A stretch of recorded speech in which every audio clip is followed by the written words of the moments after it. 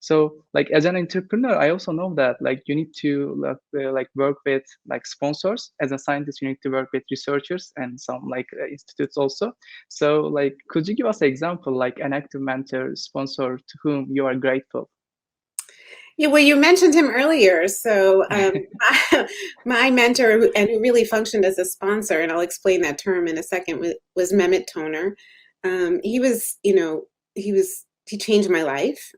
He trained me in sort of how to think as a scientist, but also took a really active interest in my career development. He saw, more for me than I could see for myself at that stage in development. And if I would express an interest, and when I was training with him, I told him I was interested in industry, he would bring me around. He would say, okay, I'm working with this company, come with me. And he would introduce me and put his his name behind me and kind of amplify my visibility. And that's really what an active mentor or a sponsor can do. So I'm forever grateful to him. And I think the happy news is that, we've stayed friends and colleagues. And over the years, I actually even had his son in my lab, which is, a small way to be able to give back. Like it is also like great to seeing that like in the research environment. I am also seeing that like I think there are two way, like either you are competing, either you are collaborating. It is all about how you position yourself, how you think about that. So like you are mentioning about the collaboration of it, but not collaboration. You are really like just close friends. You are also sharing tasks, you are like sharing everything. And then like it is impossible to seeing like being a role model because of like you are really living it. And like we are also learning a lot from Mehmet abi, but like it is really good to seeing that like how you are combining like your thoughts and how he is like impacted your life. Now we are talking with your works, inspired your works, and like many of the people are inspired for that. And also this again creates a chain of rule, right? And I have like a great host here.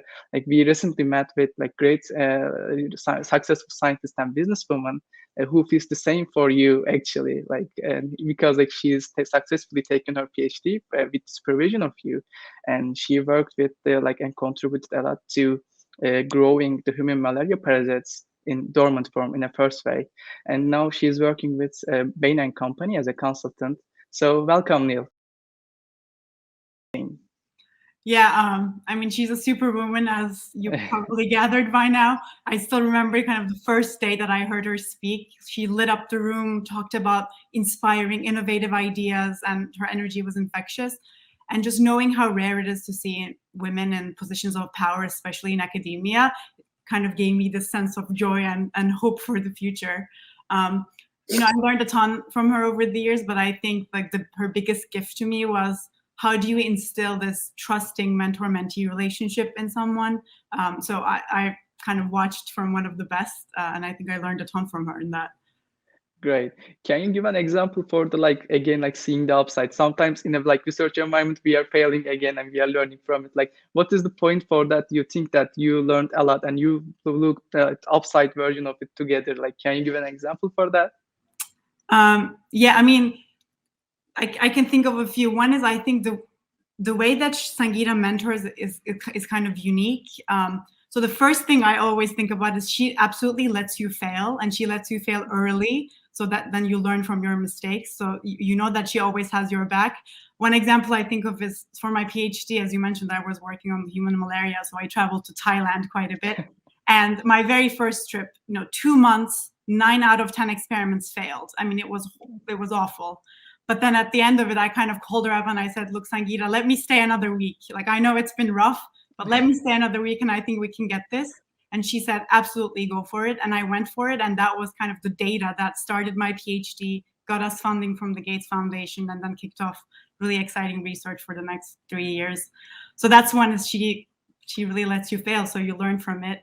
The second one is she really encouraged me to have more faith in myself. So the way she was talking about Mehmet Toner, believing in her and seeing more in her, I think she absolutely passed that on to me.